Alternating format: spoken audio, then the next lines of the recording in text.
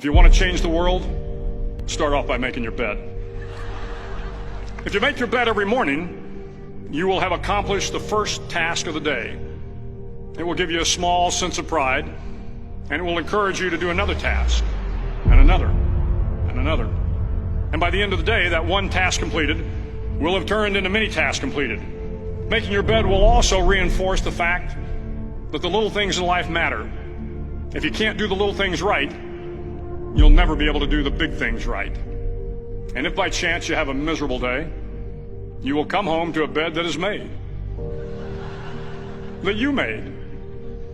And a made bed gives you encouragement that tomorrow will be better. To pass SEAL training, there are a series of long swims that must be completed.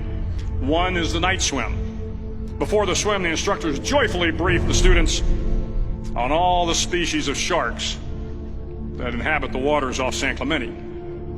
They assure you, however, that no student has ever been eaten by a shark, at least not that they can remember. But you are also taught that if a shark begins to circle your position, stand your ground. Do not swim away. Do not act afraid. And if the shark, hungry for a midnight snack, darts towards you, then summons up all your strength and punch him in the snout, and he will turn and swim away. There are a lot of sharks in the world. If you hope to complete the swim, you will have to deal with them. So if you want to change the world, don't back down from the sharks. Over a few weeks of difficult training, my SEAL class, which started with 150 men, was down to just 42. There were now 6 boat crews of 7 men each. I was in the boat with the tall guys, but the best boat crew we had was made up of the little guys, the Munchkin crew, we called them. No one was over 5'5". The Munchkin boat crew had 1 American Indian, 1 African American, 1 Polish American, 1 Greek American, 1 Italian American, and 2 tough kids from the Midwest. They out-paddled, outran, and outswam all the other boat crews. The big men in the other boat crews would always make good-natured fun of the tiny little flippers the Munchkins put on their tiny little feet prior to every swim. But somehow these little guys from every corner of the nation and the world always had the last laugh, swimming faster than everyone and reaching the shore long before the rest of us. SEAL training was a great equalizer. Nothing mattered but your will to succeed, not your color, not your ethnic background, not your education, not your social status. If you want to change the world, measure a person by the size of their heart, not by the size of their flippers. The 9th week of training is referred to as Hell Week. It is 6 days of no sleep, constant physical and mental harassment, and 1 special day at the Mud Flats.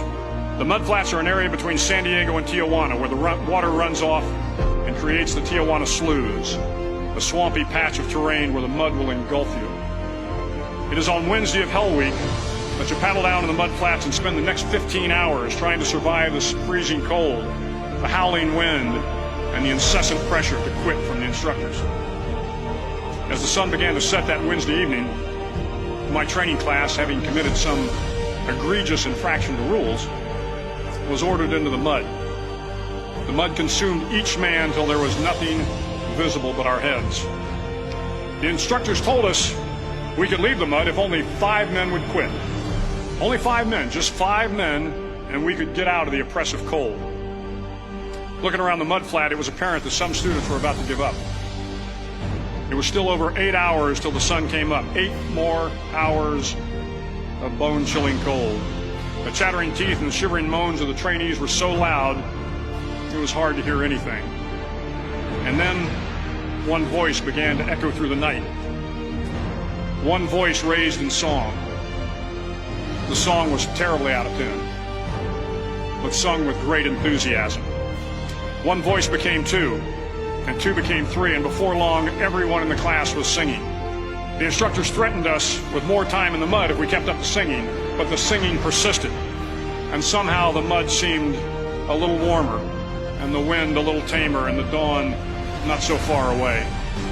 If I have learned anything in my time traveling the world, it is the power of hope. The power of one person, a Washington, a Lincoln, King, Mandela, and even a young girl from Pakistan, Malala.